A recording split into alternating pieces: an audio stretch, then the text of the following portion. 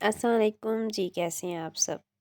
मेहरुनिसा शमीर का नावल वक्त का एपिसोड पार्ट 17 शुरू करने से पहले आपसे छोटी सी रिक्वेस्ट है कि चैनल को सब्सक्राइब कर दीजिए। चलिए ये शुरू करते हैं।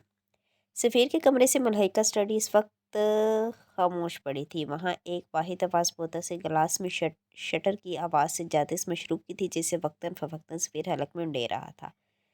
दीवार गिर अलमारियों में रखी सदियों पुरानी किताबें कभी अफसोस तो कभी गुस्से से ये मंजर देखे जा रही थी। उसे ऑफिस से आए काफ़ी देर हो गई थी। आजकल उसकी यही रूटीन थी, सुबह ऑफिस और वहाँ से आते ही सीधा स्टडी में आकर बैठना और रात को देर तक उसकी वाहिद महबूबा उसकी बोतल होती थी। इस वक्त इसकी स्टडी के दरवाजे पर हल्की सी दस्तक हुई, फिर दरवाज़ा चिर की आवाज़ से खुलता चला गया। सफ़ीर ने गर्दन मोड़कर देखा था, सामने मेहरमा थी। कांसी रंग के लान के सूट में मलबूस और इसी रंग का दुपट्टा गले में झूल रहा था। इसके हाथ में ट्रे थी जिसमें चाय के 2 मग थे। इस चाय के ट्रे को शीशे की छोटी सी मेज़ पर रखा था और एक मग उठाकर सफ़ीर के पास सोफे पे बैठ गई थी। उसकी भूरी आंखों में अफसोस था। मैं आपके लिए चाय लाई हूँ, आपको बहुत पसंद है ना। आपको तो इसको तो हटाएं, क्यों अपना दिल जला रहे हैं। वो इसके हाथ से गिलास लेते हुए बोल रही थी। सफ़ीर ने एक नापसंदीदा नज़र उस पर डाली थी और गिलास पर अपनी गिरफ्त मज़ीद सख्त करती थी। मेरे मामलात में ना बोला करो महर, वो दृष्टि से कहकर एक बार फिर गिलास को मुंह से लगा गया था। मैं आपके लिए चाय लाई हूँ, इसे पीकर तो देखें। एक बार फिर मुस्तर हुई थी। क्या ये चाय बिल्कुल वैसी बनी है जैसी हाले बनाती थी। इसका लहजा एकदम बदल गया था। इसकी आंखें सुर्ख हुई थी, आंखों में अब की हसरत थी। महरमा को अपना आप वहाँ फजूल लगा। मैं हाले जैसी चाय नहीं बना सकती। सफ़ीर इसका लहजा सपाट था। तो फिर फेंक दो इसको, मुझे नहीं चाहिए। वो जी भर के बदमज़ा हुआ था। सफ़ीर, ये सब क्यों कह रही हैं आप। इससे बस आप ही को तकलीफ़ होगी। मूव ऑन करें, जो होना था।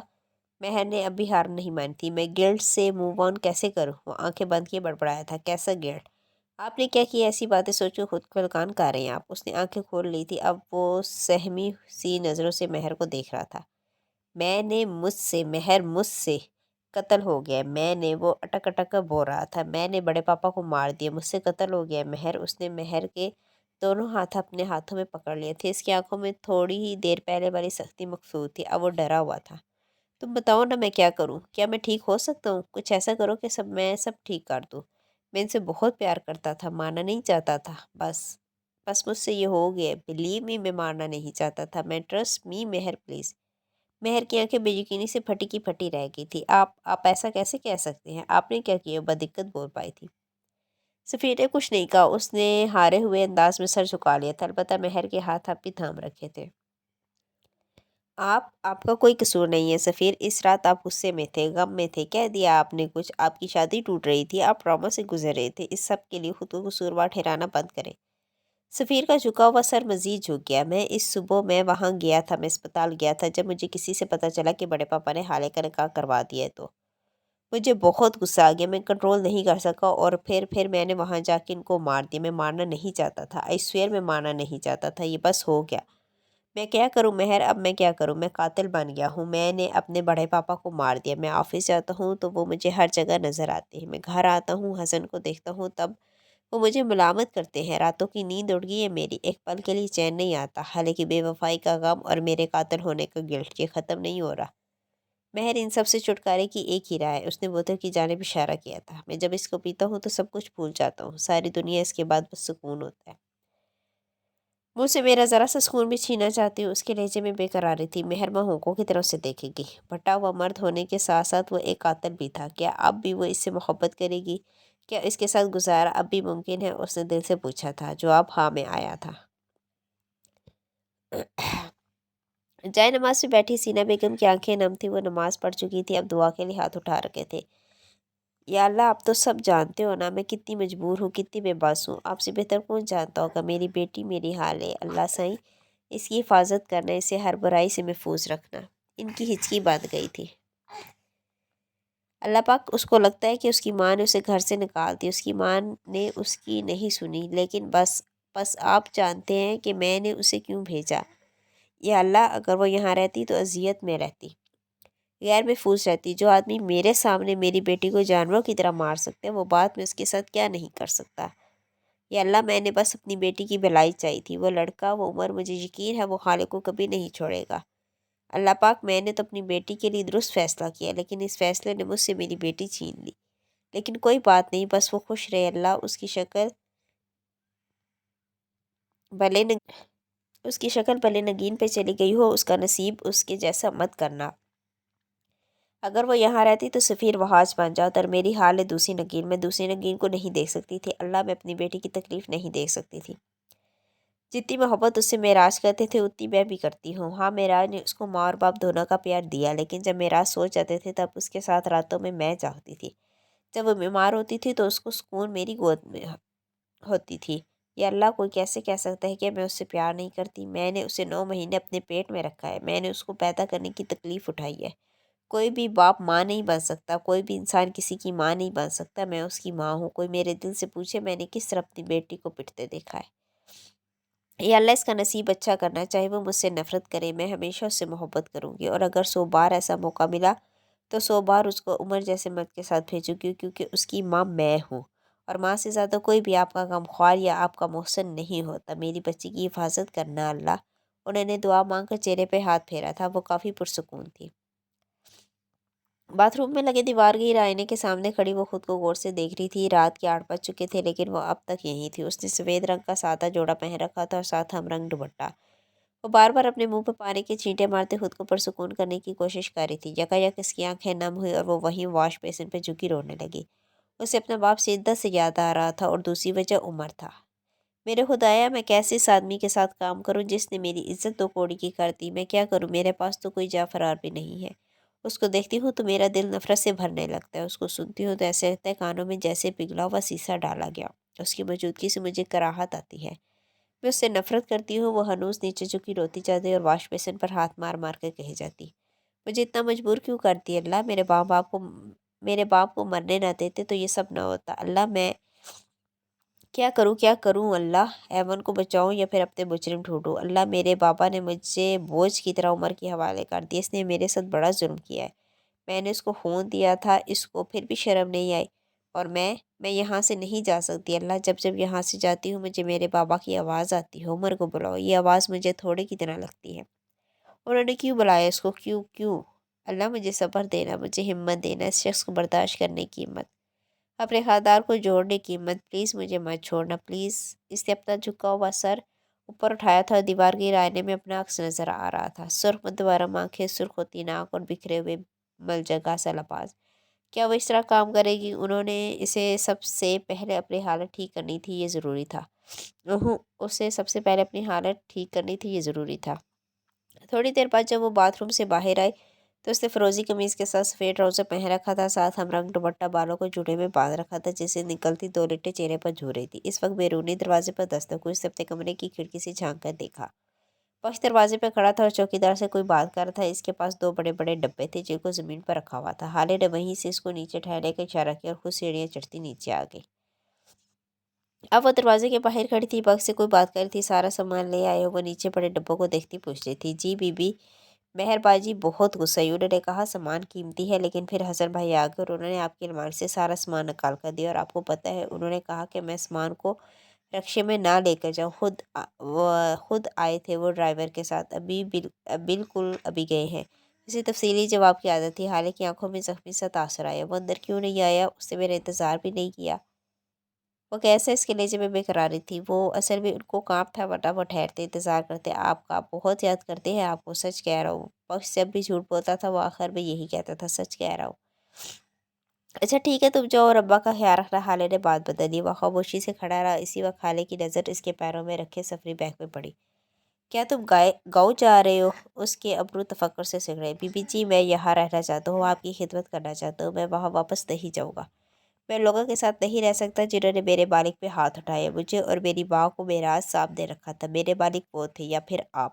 میں وہاں واپس نہیں جاؤں گا۔ اگر آپ نے مجھے وہاں بھیجا تو میں گاؤں چلا جاؤں گا، لیکن اس گھر میں قدم نہیں رکھوں گا۔ وہاں کا کھانا کھاتا ہوں تب گلے میں اٹکتا ہے، خود کو بےغیرت محسوس کرتا ہوں۔ یا تو آپ مجھے یہاں رکھ لیں یا پھر مجھے گاؤں جانے دیں۔ اس نے ہنوز کرتا جھکا رکھی تھی۔ حالے اس کو دیکھ کر گہرا مسکرائی۔ ٹھیک ہے، تم اندر آ جاؤ، اور وہ بلاہر مان گئی تھی۔ بخش کی باتیں کھل گئی تھی۔ سچی بی بی جی؟ وہ خوشی سے پھولے نہیں سما رہا تھا۔ یہ لائنز یاد کرنے میں کتنا وقت لگا تھا تمہیں؟ وہ اس کو بغور دیکھتی پوچھ رہی تھی۔ بخش گڑبڑا گیا۔ کیا مطلب؟ یہ میری اپنی لائنز ہے؟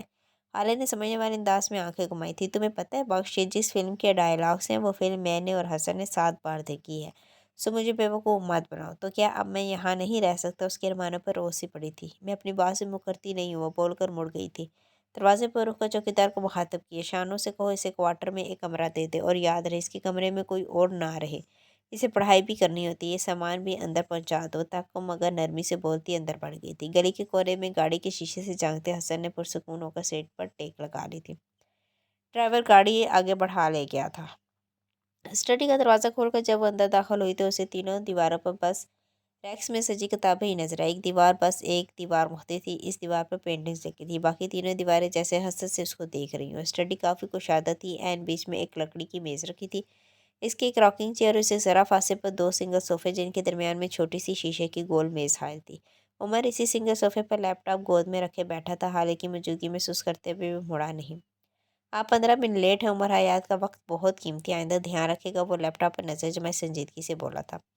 तुमने कहा था कि मैं इन 6 माह में एक बार भी तुमसे तलाक का मुतालबा नहीं करूंगी, और मुझे यहाँ तुम्हारे घर में रहना होगा, मंजूर है? वो किताबों के रैक्स के करीब खड़ी एक किताब पर नजर जमाई बोल रही थी। तुमने कहा मुझे अगर कोई सबूत, कोई गवाह, कोई क्लू मिलेगा तो मैं तुम्हें बताऊंगी, मुझे नहीं मंजूर। उमर ने गर्दन मोड़कर उसको देखा था, यहाँ से उसका नीम रुख नजर आता था। वो पुरसकून सी कही जाती थी। तुमने कहा था तुम अपने ताल्लुकात, अपनी रकम मुझ पर खर्च करोगे, क्योंकि मैंने तुम पे एहसान किया और अब तुम बदला उतारोगे, नहीं मंजूर। मैंने तुम पे एहसान इसलिए नहीं किया था कि कभी बदला लूँ, मैंने वो सब अल्लाह के लिए किया था, और इस काम के लिए किए काम के बदले वो खुद देता है। और रही रकम की बात, तो वो झुकी थी और कार्टन में से मतलूबा डब्बे निकाले थे। वो शायद जूली के डब्बे थे, एक नीला और एक सुर्ख। उसने दोनों डब्बे उमर के सामने रख दिए थे। मैंने इस डब्बे से इन दोनों डब्बों को देखा था। इसमें क्या और मुझे क्यों दिया है, वो हैरान था। इसमें मेरी ज्वेलरी है, मेरे डायमंड्स। मेरे पास इनकी रसीद नहीं है, वरना मैं इनको बेचकर अपना काम करती। लेकिन खैर, तुम तो मेरे सो कॉल्ड शोहर हो ना, तुम्हें भला रसीदों की क्या ज़रूरत है ना? वो आंखें पटपटाती मासूमियत से पूछ रही थी। मैंने सुना है औरतें जिसके पास अपना जेवर रखती हैं उसको सबसे ज़्यादा काबिल एतमाद समझती हैं, तो क्या मैं अपने बारे में भी यही समझूं? हाले ने तंजिया मुस्कुराहट के साथ उसको देखा था। तुम्हारे मुकाबले में मैं गली से गुजरते किसी राहगीर पर भी एतबार कर सकती हूँ, लेकिन तुम पे नहीं। मेरे लिए तुम दुनिया के सबसे ज़्यादा नाकाबिले एतमाद आदमी हो, खुश लहजे में बोली थी। उमर की आंखों में रंज उतरा था। फिर क्यों दे रही है मुझे अपना कीमती जेवर? बकौल मेरा सुल्ताना मर सकती है, लेकिन अपने डायमंड्स किसी को नहीं दे सकती। तो मुझ पे ये नवाजिश क्यों? क्योंकि तुम सारी दुनिया को धोखा दे सकती हो, सारी दुनिया के साथ फ्रॉड कर सकते हो, लेकिन मेराज सुल्तान के मामले में तुम मुखलिस हो। तुम जाके भी इनका गिफ्ट किया हुआ जेवर गुमान नहीं सकते, ना इसके ज़रिए मुझे धोखा दे सकते। अब तुम इसकी हिफाजत मुझसे ज़्यादा करोगे, मैं जानती हूँ। खैर, सलोन के बाहर वाली फोटोज दिखाओ मुझे। वो इसके साथ सोफे पे बैठते बोली थी। मैंने खामोशी से एक दो बटन दबाए थे और अब स्क्रीन पर सलोन से बाहर निकलती हाले की फोटोज आ रही थी। थोड़ी देर बाद वो गाड़ी में बैठती दिखाई दे रही थी। हाले बगौर एक एक चीज़ को नोट करती गई। वैसे एक बात है, आपकी गाड़ी का रंग वाइट है और ये गाड़ी ऑफ वाइट है, आप इसमें कैसे बैठ गई? क्या आपने ये कलर पे गौर नहीं किया? वो स्क्रीन को देखता नॉर्मल एज में पूछ रहा था। हाले की गर्दन में गिल्ली सी भरकर मालूम हुई थी। तुम्हारी प्लानिंग इतनी शानदार थी कि मुझे किसी चीज़ पर गौर करने का मौका ही नहीं मिला। वो अपनी खफत छुपाने को सारा इल्ज़ाम इस पर डाल गई थी। मैंने गहरी सांस भरी थी। अब अगले कई साल तक जो भी लड़की अगवा होगी उसका इल्ज़ाम उन्होंने मुझ पर डालना है। आधा घंटा पीछे करो, इसे वो हुक्म दे रही थी। उमर ने वीडियो रिवाइंड की। यहाँ वो ड्राइवर गाड़ी के ऊपर कोई पार्सल का डब्बा लिए इससे कुछ खा रहा था। हाले के अब्रू सिकड़े थे। जूम करो जूम, वो इसी तरह स्क्रीन का बगौर देखते हुए कह रही थी। ये जो खा रहा है इस पार्सल को जूम करो। उमर ने जूम किया था। चूंकि फुटेज एचडी थी, सो पार्सल पे लिखा रेस्टोरेंट का नाम वाजिया था, पार्स फूड्स। ये रेस्टोरेंट मैं जानती हूँ। इस सैलून के आगे जहाँ गली ख़त्म होती है, इससे ज़रा आगे ये रेस्टोरेंट है। यहाँ इस इलाके का सबसे बेहतरीन लजानिया मिलती है। वो अपनी धुन में बोले कि हमारे पास इस वक्त लजानिया से ज़्यादा बड़े मसले हैं, अगर आप गौर फरमाएं। वो चल को बता। हाले ने कहरलू नज़र से उसको देखा था। इस रेस्टोरेंट में कोई भी मिडिल क्लास आदमी नहीं जाता, और ये ड्राइवर, इसके पास ये पार्सल है, मतलब ये वहाँ किसी से मिलने गया या फिर कोई इसके लिए खाना लाया। अब हम रेस्टोरेंट की फुटेज में ये देखेंगे कि कौन इसके लिए खाना लाया या फिर वो किससे मिलने इस रेस्टोरेंट में आया। वो संजीदगी से कह रही थी। उमर ने सराहती नज़रों से उसको देखा था। वो इन मर्दों में से नहीं था जिनको अगर खुद से ज़्यादा ज़हीन औरत मिल जाए तो उसको डिग्रेड करने लग जाए। मैं फुटेज के लिए कॉल कर लूँ? इनको अपना मोबाइल उठाता कह रहा था। ओह, ज़रूरत नहीं है, ये लोग मुझे वैसे भी फुटेज दे देंगे। मैं इनकी फेवरेट और फर्स्ट कस्टमर और हर हफ्ते में यहाँ जाती थी। वो उठते हुए बोली थी। उमर ने सर हिला दिया। गाड़ी निकालो, हम अभी जा रहे हैं। अभी? इस वक्त वो हैरान हुआ था। क्यों, क्या सुबह तक फोटो डिलीट करवाने का इरादा रखते हो? वो तन से बोली थी। उमर के चेहरे का रंग बदला था। वो बगैर कुछ कहे उठ खड़ा हुआ था। 1 मिनट, अपना फ़ोन मुझे दो। हाले ने अपनी हथेली उसके आगे फैलाई थी। लेकिन क्यों? उसके लहजे में ताज्जुब था। क्योंकि मैं हाले सुल्तान, मैं तुम पे एतबार नहीं करती। मुझे क्या पता कि तुम यहाँ से रेस्टोरेंट जाते जाते अपने लोगों को भेजकर सारी फोटो डिलीट करवा दो। इसलिए अपना मोबाइल मुझे दो। मर्चेंट सानी उसको देखता रहा, फिर मोबाइल उसकी हथेली पर रख दिया। वो इस औरत को ना नहीं कह सकता था, इसकी अपनी मजबूरी थी। वो दोनों जब गेट के बाहर जब निकले तो हारून सामने ही गाड़ी के मोड़ से टेक लगाए खड़ा नजर आया। हाले को देखकर वो तेज तेज कदम उठाता उसके करीब आया। खिलाफ तो हाले रुक गई थी। हाले, मेरी बात सुन लो एक बार प्लीज़। वो इसके करीब खड़ा मलतजी सा कह रहा था। बोला, हारून शायद क्या कहना चाहते हो? उसकी आवाज़ पाड़ती। उमर इतना मुअज़्ज़ब तो था ही कि वहाँ खड़ा ना रहता, अपनी गाड़ी में जाकर बैठ गया था। हम कहीं बैठकर बात कर सकते हैं, मैं तुम्हें एक्सप्लेन कर सकता हूँ सब कुछ। तुम एक बार मेरे साथ तो बैठ तो जाओ, मेरी सुनो, अपनी सुनाओ। हम दोनों को इसकी ज़रूरत है। हाले, तुम्हें कुछ कहना है तो कहो हरून, मुझे अपनी सुनाने की कोई ज़रूरत नहीं है। मैं अपने लिए खुद काफ़ी हूँ और तुमसे कोई वजाहत नहीं चाहिए मुझे। जो कुछ हुआ उसे भूल जाओ। उसका लहजा संजीदा था। हारून बेचैन हुआ था। मुझे माफ़ कर दो हाले, जो कुछ भी हुआ ये गलतफहमी थी। मैंने वो सब कुछ तुमसे इंतकाम के लिए नहीं किया। मैं मजबूर था। मुझसे नाराज़ मत हो। हम दोनों दोस्त हैं। मुझे समझो, मुझे हालात का अंदाज़ा ही नहीं था। मैंने तुम्हें माफ़ किया हारून। हर चीज़ के लिए तुम आज़ाद हो। मैं तुमसे नाराज़ नहीं हूँ, क्योंकि नाराज़ उनसे हुआ जाता है जिनसे कोई ताल्लुक़ है। हमारा ताल्लुक़ तुम्हारी इस गवाही ने ख़त्म कर दिया था। अब तुम मेरे लिए कुछ भी नहीं हो। तो मुझे वजाहत मत दो, मुझसे माफ़ी मत मांगो। मैंने तुम्हारी वजह से जो कुछ झेला इसका तुम्हें अंदाज़ा भी नहीं। और अब मुझे फ़र्क में नहीं पड़ता, क्योंकि अब मेरे पास तुम्हारे दुख से ज़्यादा बड़े दुख हैं, तुम्हारे धोखे से ज़्यादा बड़े धोखे हैं, तुम्हारे गम से ज़्यादा बड़े गम हैं। तुम हारून, तुम अब मेरे लिए कुछ भी नहीं हो। माफ़ी चाहिए ना, जाओ। मैंने माफ़ किया। आइंदा मुझे यहाँ नज़र मत आना प्लीज़। तुम्हें देखकर मुझे तकलीफ़ होती है। और आखिरी बात, हम दोस्त थे, अब नहीं है। वो कहकर रुकी नहीं थी, गाड़ी की तरफ बढ़ गई थी। हारून शस्त्र से खड़ा रह गया। थोड़ी देर बाद जब वो बोला तो हाले बहुत दूर जा चुकी थी। तुम हमारी दोस्ती ख़त्म नहीं कर सकती हाले, यह हक तुम्हें नहीं है। इसने हाले से ज़्यादा खुद को यकीन दिलाया। झूठी गवाहियाँ आपको अपने ही नज़र में गिरा देती हैं। आज हारून शायद को अंदाज़ा हुआ था। रेस्टोरेंट की बुलाई मंजिल के एक टेबल पर इस वक्त खालिद, सुल्तान और उमर बैठे थे। रेस्टोरेंट जदीद और कदीम तर्ज की मुश्तरका कम्बिनेशन पर बनाया गया था। ईंटों वाली रंगीन दीवारों पर अवैसा चंगेर जहाँ कदीम लुक देते थे, तो जदीद तर्ज के स्टाइल पर बने मेज़ और कुर्सियाँ और छत से लटकते फानूस किसी अमेरिकन रेस्टोरेंट की सैर करवाते थे। ये रेस्टोरेंट हर आने वाले को अपने ट्रांस में ले लेता था। लेकिन हाले के लिए मंजर नया नहीं था, सो उसने किसी चीज़ पे ज़्यादा ध्यान नहीं दिया। उसने हाथ के इशारे से एक वेटर को पास बुलाया। 25-26 साल वेटर मुअद्दब सा ऑर्डर करवाने नोट करवाने खड़ा हो गया। हाले ने हाथ जलाकर मना किया था। मुझे यहाँ मैनेजर से बात करनी है। कहाँ है वो? इनसे जाकर कहो हाले सुल्तान आई है, कुछ बात करनी है, ज़रूरी है, बोल की आवाज़ में कह रही थी। आसपास बैठे लोगों ने के टेबल से छुरी और कांटों की आवाज़ें आती थी। पस मंज़र में कोई सिंगर गाना भी गा रहा था, हल्की मध्यम आवाज़, सॉफ्ट सा म्यूज़िक। इससे पहले कि वो कोई जवाब देता, जब एक खुश शक्ल से आदमी ने हाले को देखकर हाथ हिलाया था और दिल से मुस्कुराया था। हाले ने बेटे को जाने का इशारा किया था। हाले जवाबन मुस्कुराई थी। उमर एक एक चीज़ को गौर से देख रहा था, जैसे आंखों से एक्सरे कर रहा हो। लॉन्ग टाइम मिस हाले सुल्तान, इस रेस्टोरेंट और इसके खानों ने आपको बहुत मिस किया। वो अब मेज़ के करीब खड़ा खुशगवार लहजे में कह रहा था। शायद उसको मुस्कुराने की बहुत आदत थी। काश कि आपकी ये खुश आमद मुझ पे कोई असर करती। मैंने जैसा वो भी इसी खुशगवार लहजे में बोली थी। आपके इस आदमी की मुस्कुराहट सिमटी थी, जिससे कुछ याद आए। आपके वालिद की वफ़ात का सुना बहुत दुख हुआ मुझे। मदद मदद उसकी फर्स्ट कज़न थी ने बताया था। अल्लाह इनके दर्जात बुलंद करे। आपके बारे में भी सुना, लेकिन खैर इट्स पर्सनल, सो हम इस बारे में बात नहीं करेंगे। वो शाइस्तगी से कह रहा था। हालांकि आंखों में कर्बनाक सा तासुर उभरा था, लेकिन बज़ाहिर नॉर्मल रही। उमर बस यहाँ वहाँ देख रहा था। वो शायद बोर हो रहा था। आमीन, वो बस इतना ही बोल सकी थी। अपने वालदैन की मौत का जिक्र करना दुनिया का सबसे मुश्किल काम होता है, हाले ने इतराफ़ किया था। खैर, मैं एक काम से आई हूँ शहाब। असल में मुझे आपके रेस्टोरेंट की एक फ़ोटो चाहिए। होप आप मना नहीं करेंगे। वो सीधे मत पर आई थी। अच्छा, मुझे लगा आप फिर हमारी किसी डिश को वर्ल्ड फेमस करवाने आई हैं, और आज आपके साथ हारून भी नहीं आया। कहाँ है वो हर बात में अपने मतलब की बात निकाल लेते थे।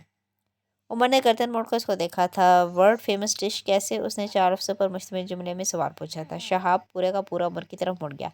आप नहीं जानते? ओह, मैं आपको बताता हूँ। असल में हुआ ये था कि जिस दिन हमारे रेस्टोरेंट की ओपनिंग थी, इस दिन हाले हमारे यहाँ फर्स्ट कस्टमर थी। تب ان کے ساتھ ہارون بھی آئے تھے۔ سو ہوا یہ کہ ہم نے ان کو چکن شاشلیک سرو کیا۔ انہوں نے کھایا، لیکن جاتے وقت انہوں نے ہم سے کہا کہ اس میں پیاز کی مقدار زیادہ ہے، اگر ہم کم کر لیں تو یہ زیادہ اچھا بن سکتا ہے، لیکن شیف نے زیادہ دھیان نہیں دیا اور پھر ہر بار یہی ہوتا۔ لوگ شاشلیک آرڈر کرتے لیکن ان کو ٹیسٹ پسند ہی نہیں آتا، اور وہ آدمی پوری فیلنگس کے ساتھ بتا رہا تھا۔ اس کے چہرے کے زاویے بتاتے تھے کہ وہ کہانی میں ڈوبا ہوا ہے۔ عمر باغور سن رہا تھا۔ اسی طرح ایک مہینہ گزر گیا، لیکن ہمارا شاشلیک کسی کو پسند نہ آتا۔ اینڈ ون فائن ڈے ہم نے ریسیپی چینج کر دی۔ ہم نے پیاز کم کر دیے اینڈ گیس وٹ، اس کی بات تک کھل گئی۔ ہمارا شاشلیک پورے ایریا میں مشہور ہو گیا۔ عمر کے چہرے پہ کوئی تاثر نہیں تھا، وہ بس اس بات انہیں آدمی کو سنے جا رہا تھا۔ اس دن کے بعد حالے ہماری فیوریٹ کسٹمر ہوگی۔ اب ہم جو بھی نئی ڈش متعارف کرواتے ہیں، مثالوں کو سب سے پہلے بلاتے ہیں، ان کو ٹیسٹ کرواتے ہیں۔ اصل میں ہمارے ریسٹورینٹ کے جو مالک ہیں نا، وہ ذرا وہمی سے، ان کو لگتا ہے کہ حال سلطان ہمارے لیے خوش بخت ہیں، کبھی کچھ اور بھی کہتا۔ جب شہاب صاحب فوٹیج ملے گی، حالے اس کی بات کاٹ کر ایک ایک لفظ پر زور دیتی بولی تھی۔ جی چلیں، میں آپ کو دیتا ہوں فوٹیج، آپ کو کیسے انکار کر سکتا ہوں، اٹھتے ہوئے بولا تھا، اور وہ دونوں بھی اس کے ساتھ ہی اٹھے تھے۔ تھوڑی دیر بعد وہ تینوں ریسٹورینٹ کے سیکیورٹی روم میں بیٹھے تھے۔ ایک دیوار پر بڑی سکرین نصب تھی، اس کے سامنے ایک میز پر درمیانے سائز کی 3-4 اور سکرین نصب تھی۔ حالے اور عمر انہی درمیانے سائز کی سکرین کے سامنے کرسی پہ بیٹھے تھے۔ شہاب نے مطلوبہ فوٹیج دکھائی تھی۔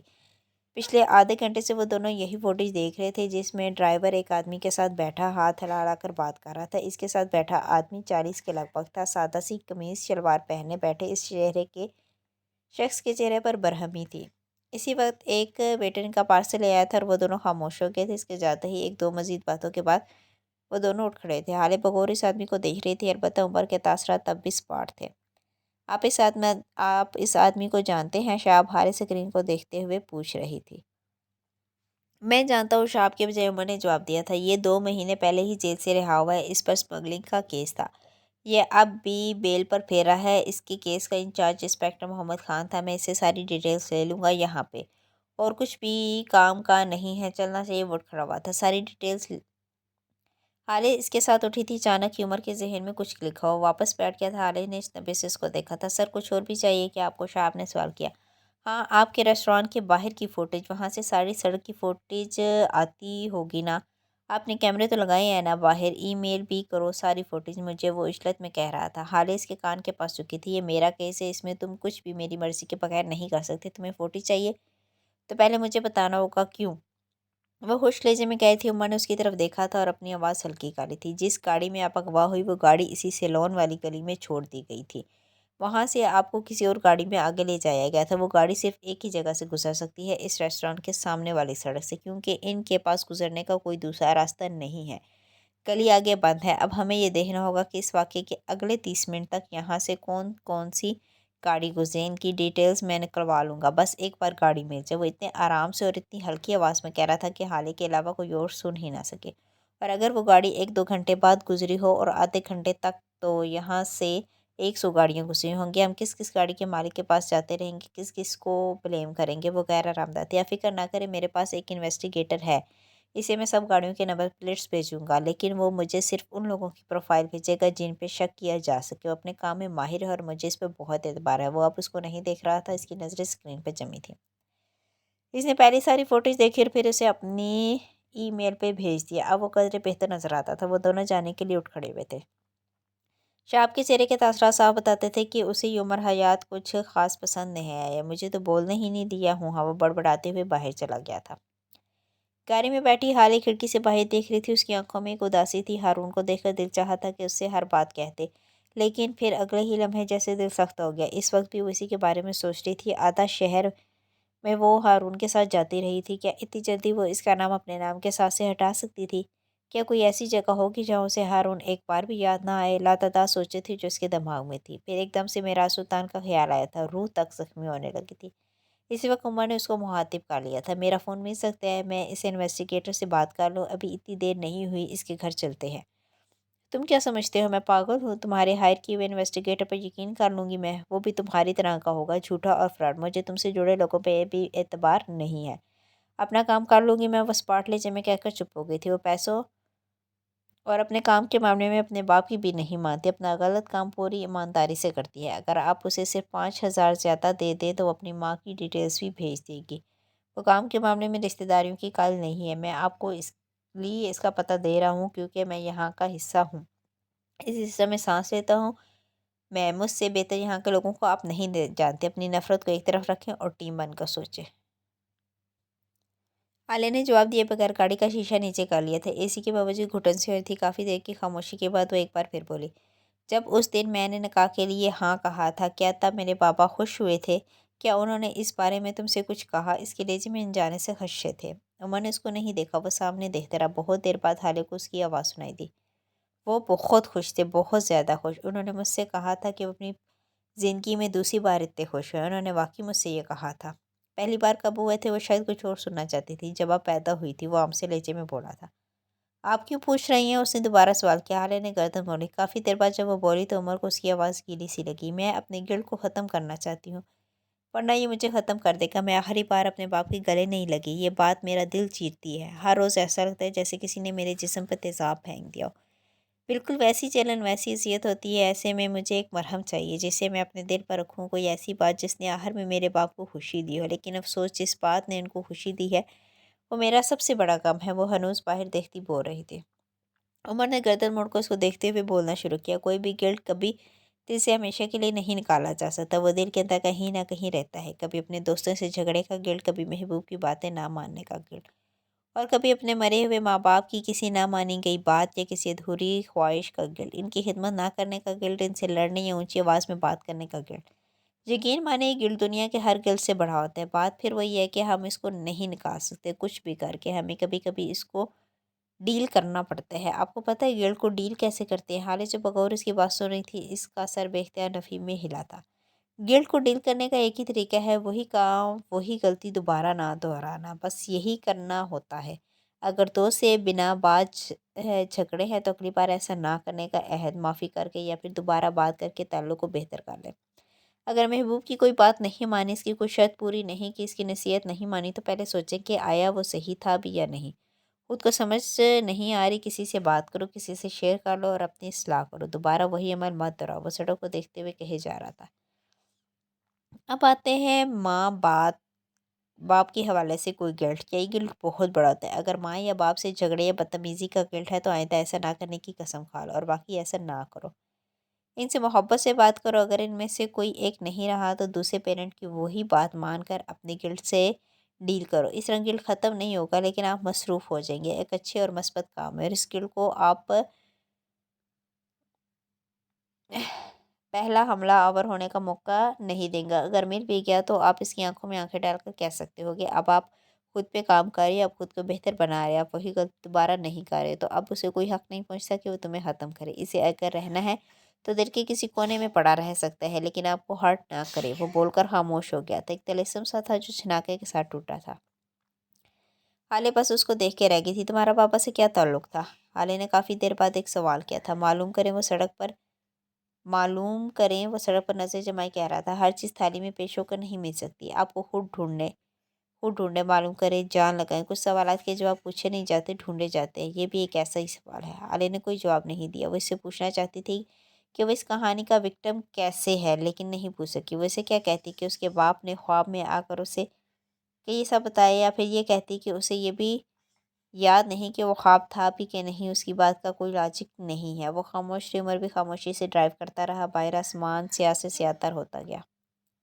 سلطان مظہر کی ویرانی قبرستانوں کے سناٹے کو مات دیتی تھی۔ فروا اور مہر لان میں رکھی کرسیوں پر بیٹھی کافی پی رہی تھی۔ رات قطرہ قطرہ پگھ رہی تھی۔ شمس سلطان اور سفیر اب تک گھر نہیں آئے تھے۔ یوسف سلطان تھوڑی دیر پہلے ہی سوئے تھے۔ اس وقت کرسی پر بیٹھی مہر ماں دور آسمان کو تاریک ہوتا دیکھ رہی تھی۔ تمہیں پتہ ہے مہر میں کتنی خوش ہوں؟ فروا کی طمانینت بھری آواز اس کی سماعتوں سے ٹکرائی۔ کیوں؟ مہر کی آواز بوجھل تھی۔ میرے پاس اب سب کچھ ہے، تم میری بہو بن گئی ہو، میرے شوہر کو اس کا خواب مل گیا، اس گھر سے نگین کی کاربن کاپی نکل گئی، جیسا میں نے چاہا تھا سب ویسا ہی ہوا ہے۔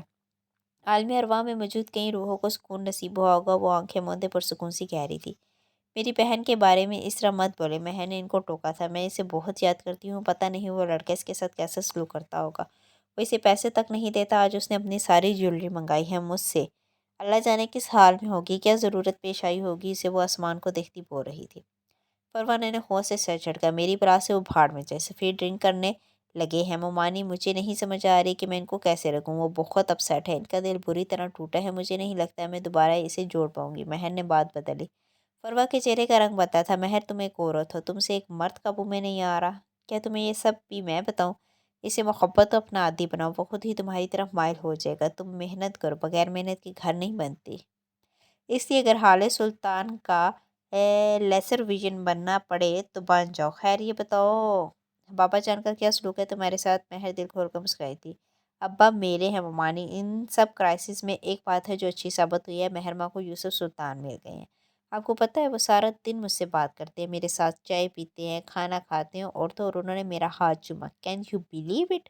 انہوں نے میرا ہاتھ چوما۔ مجھے میرا باپ مل گیا ہے، مجھے ابا مل گئے، نعمت تو اللہ نے مجھے دی ہے، کرم تو اس کا مجھ پہ ہوا ہے۔ آپ کیا خوش ہوں گی جتنی میں ہوں، اور تمہیں خوش دیکھ کر میں خوش ہوں، کیونکہ ساری اس دنیا میں تمہیں فروا سے زیادہ محبت کوئی نہیں کر سکتا۔ تم مجھے سفیر سے بھی زیادہ عزیز ہو۔ فروا سلطان تمہارے لیے مر بھی سکتی ہو اور مار بھی سکتی ہے، یاد رکھنا۔ وہ اس کے ہاتھ پر اپنا ہاتھ رکھے یاد دہانی کروائی تھی۔ مہر دور آسمان کو دیکھتی مسکرا رہی تھی۔ وہ دونوں ایک 3 منزلہ بلڈنگ کے دوسری منزل کے ایک فلیٹ کے دروازے پہ کھڑے تھے۔ عمر نے بیل بجائی تھی، تھوڑی دیر بعد دروازہ کھولا تھا اور ایک 27-28 سالہ دبلی پتلی سی لڑکی دروازے پر نمودار ہوئی تھی۔ عمر کو دیکھ کر وہ دل سے مسکرائی تھی۔ اس کی رنگت سانولی سی تھی، آنکھیں سنہری، بال چھوٹے کٹے ہوئے جب وہ مشکل گردن کو ڈھانپتے تھے۔ اس نے ڈھیلی سفید شرٹ کے ساتھ ٹراؤزر پہن رکھا تھا، وہ پرکشش تھی بہت زیادہ، اتنی کہ اگر کوئی اس کو ایک بار دیکھے تو دوبارہ ضرور دیکھنا چاہے۔ عمر آج تمہیں میری یاد کیسے آ گئی؟ وہ روٹھے پن سے شکوہ کر رہی تھی۔ الفا عمر آج تمہیں میری یاد کیسے آ گئی؟ وہ روٹھے پن سے شکوہ کر رہی تھی۔ الفا اس بھیڑیے کو کہا جاتا ہے جو سفر کے وقت قافلے کا سردار ہوتا ہے۔ عمر بغیر جواب دیے اندر داخل ہو گیا تھی۔ اسی وقت اس لڑکی کی نظر حالے پہ پڑی تھی، چونکہ وہ عمر کے پیچھے کھڑی تھی سو اس کو نظر نہیں آئی تھی، یا پھر اس نے دیکھنا نہیں چاہا تھا۔ تم بھی آ جاؤ، اس نے اب حالے کے کو اندر بلا لیا تھا۔ اندر آؤ تو فلیٹ کی ساری دیواروں پر جا جگہ اسٹیکی نوٹس لگے تھے۔ فلیٹ کی حالت ابتر تھی، صوفے پر رکھے کشن اب زمین کی زینت بنے پڑے تھے۔ کافی دیر کے خالی مگ اور آرڈر کیے ہوئے کھانے کے ڈبے میز پہ پڑے تھے۔ وہ لڑکی جتنی خوبصورت تھی اتنی ہی پھوڑ تھی۔ عمر نے ناپسندیدگی سے اپنے طرف میں نظر جائی تھی۔ وہ لڑکی اب بھی چپتی نظروں سے عمر کو دیکھ لی۔ مس لیل سکندر، میں نے آدھا گھنٹہ پہلے تمہیں کال کی تھی، اگر تم چاہتی تو گھر کو صاف بھی کر سکتی تھی۔ وہ کھانے کے ڈبے اٹھاتا ہوا بول رہا تھا۔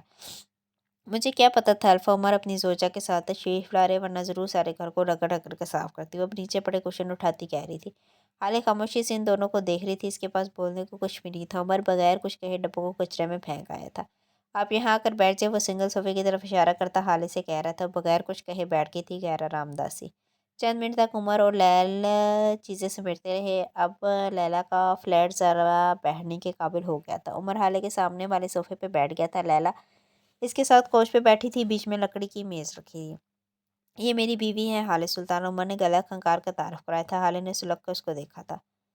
لیلا غور سے اس کو دیکھ رہی تھی۔ ظاہر ہے میں جانتی ہوں، اسے رپورٹرز کو جو تعارف کروایا تھا تمہاری بیوی نے، اسے کون بھول سکتا ہے؟ اس کے لہجے میں طنز نہیں تھا، اس کا لہجہ عام سا تھا۔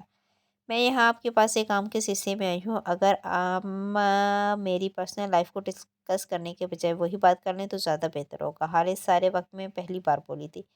لیل سکندر نے جانچتی نظر سے اس کو دیکھا تھا۔ میں نے سوچا کچھ باتیں پہلے ہو جائیں تو بہتر ہے، کیونکہ کام کے وقت میں کوئی فضول بات نہیں کرتی، لیکن ہے جو تم چاہو بتاؤ کیا کام ہے؟ کیا مجھے یہ معلوم کرنا ہے کہ عمر نے تمہیں اغوا کیسے کیا تھا؟ وہ ہتھیلی تھوڑی تلے جمائے پر تجسس انداز میں پوچھ رہی تھی۔ عمر آپ کا دوست ہے، کیا آپ اس کے بارے میں بھی مجھے معلومات دیں گی؟ حالے ذرا حیران ہوئی تھی۔ میرے کام میں کوئی دوست دشمن نہیں ہوتا، اگر تم کہو تو میں اپنے باپ کی ڈیٹیلز بھی دے دوں گی۔ اور ایک اور بات، الفا عمر میرا صرف دوست نہیں ہے، اگر تم نہ آتی تو اب تک میں اس سے شادی کر چکی ہوتی، وہ حالے کو دیکھتے ہوئے کہہ رہی تھی۔ عمر جو جتاتی نظروں سے حالے کو دیکھ رہا تھا، لیل کی آخری بات پر گڑبڑا گیا تھا۔ میری طرف سے ابھی قاضی بلوا لے۔ اوکے، سو مجھے کچھ گاڑیوں کی ڈیٹیل چاہیے اور ایک آدمی ہے، اس کے بارے میں بھی معلومات چاہیے، لیکن ذرا جلدی، میرے پاس زیادہ وقت نہیں ہے۔ میرے پاس فوٹیج ہے، آپ کو بھیج دیتی ہوں، اوکے؟ حالے نے آخر میں سوالیہ نظر سے اس کو دیکھا۔ میں گاڑیوں کو نہیں، لوگوں کو انویسٹیگیٹ کرتی، یہ میرا کام نہیں ہے، لیکن خیر تمہارے یہ کام میں کسی اور سے کروا دوں گی، اور جس آدمی کی ڈیٹیل تمہیں چاہیے کچھ دنوں تک مل جائے گی۔ میں اپنی پوری کوشش کروں گی کہ اس کام کو جلد از جلد کر لوں۔ یہ تمہیں میرا فیور ہوگا، وہ سوچ سوچ کے کہہ رہی تھی، لیکن میں آپ کو پھر بھی پے کروں گی۔ حالے مصر تھی۔ لیل اپنی جگہ سے اٹھ کر اس کے سامنے کھڑی ہوگی۔ ہنی، میں نے کب کہا کہ میں تمہارا کام فری میں کروں گی؟ فیور کا مطلب تھا میں تمہارا کام جلدی کروں گی۔ پیسوں کے معاملے میں اپنے باپ کو بھی نہیں بخشتی۔ 1 گھنٹے کا 3000 چارج کروں گی۔ میں منظور ہے تو ڈیٹیلز ای میل کر دو۔ وہ کہتی کچن کی طرف بڑھ گئی تھی۔ اوکے مجھے منظور ہے، عالیہ نے پیچھے سے آواز لگائی تھی۔ عمر ان دونوں سے بے نیاز اپنے موبائل پر کسی کو میسج کرا تھا، ای میل ایڈریس لکھو، پھر وہ وہیں سے بول رہی تھی۔ اپنا ایڈریس لکھوانے کے تھوڑی دیر بعد وہ ٹرے میں 3 مگ لیے چلی آئی تھی۔ لہر کے کافی پیتے ہی سالے نے اس کو فوٹیج بھیج دی تھی۔ باقی سارے معاملات بھی طے ہو گئے تھے، تبھی حالت کھڑی ہوئی، اس نے کافی نہیں پی تھی، اس کا کپن چھوا رکھا تھا۔ عمر اس کو دیکھ کر اٹھا تھا، وہ دونوں دروازے کے باہر تھے جب لال نے عمر کو کوہنی سے پکڑ کر روک لیا۔ حالے نے اس کی طرف نہیں دیکھا تھا، وہ آگے بڑھ گئی تھی۔ اب وہ عمر کی طرف دیکھ رہی تھی، جانچتی، ایکس رے کرتی نظریں۔ اس کو اس سب میں کیوں گھسیٹ رہے ہو الفا؟ تمہیں نہیں لگتا یہ اس کا ٹائپ نہیں ہے؟ وہ ایک مغرور ایلیٹ کلاس کی لڑکی ہے، اسے فیشن اور کھانوں تک رکھو، وہ اس ماحول میں سروائیو نہیں کر سکے گی۔ اس کے اندر اب بھی معصومیت باقی ہے، وہ یہ سب نہیں سہ سکے گی۔ اس کی آنکھوں میں تفکر تھا۔ عمر نے نرمی سے اپنی کونی چھڑوائی تھی، اس کی آنکھوں میں دیکھا تھا اور بولنا شروع کیا۔ جو عورت ذلت جھی لیتی ہے وہ سب کچھ جھیل سکتی ہے۔ تمہیں پتہ تو ہوگا وہ میرا سلطان کی بیٹی ہے، انہوں نے آخری وقت میں مجھ سے کہا تھا کہ وہ اپنی بیٹی کو خدا کے بعد میرے حوالے کر رہے ہیں۔ تم جانتی ہو کہ ان کا مطلب یہ ہرگز نہیں تھا کہ میں ان کی بیٹی کو روٹی، کپڑا اور مکان یہ سب کچھ دوں، یا پھر ان کو ٹپیکل بیوی بنا کر رکھوں۔ ان کا مطلب میں سمجھ گیا تھا، اور اب میں وہی کر رہا ہوں۔ تم مجھے کرنے دو، ان کو اپنے پیروں پر کھڑا ہونے دو۔ معصوم تو تم بھی تھی لیل، تم نے بھی تو سروائیو کیا ہے نا۔ اس کا لہجہ نرم تھا، جبکہ لیل اب بھی متذبذب تھی۔ میں یتیم تھی عمر، میں نے اپنے ماں باپ کو دیکھا تک نہیں، میرے آگے پیچھے کوئی نہیں تھا، مجھے اپنے لیے خود کھڑا ہونا پڑا۔ وہ چنچلائی تھی۔ بس پھر فکر مت کرو، اب وہ بھی یتیم ہے اور اس نے اپنے ماں باپ کو دیکھ رکھا ہے۔ ایسا یتیم زیادہ خطرناک ہوتا ہے، تم اس کو چھوڑو، اس کے لیے عمر حیات ہے، اپنا کام کرو، اوکے؟ وہ اس کو اسی دروازے پہ چھوڑ کر آگے بڑھ گیا تھا۔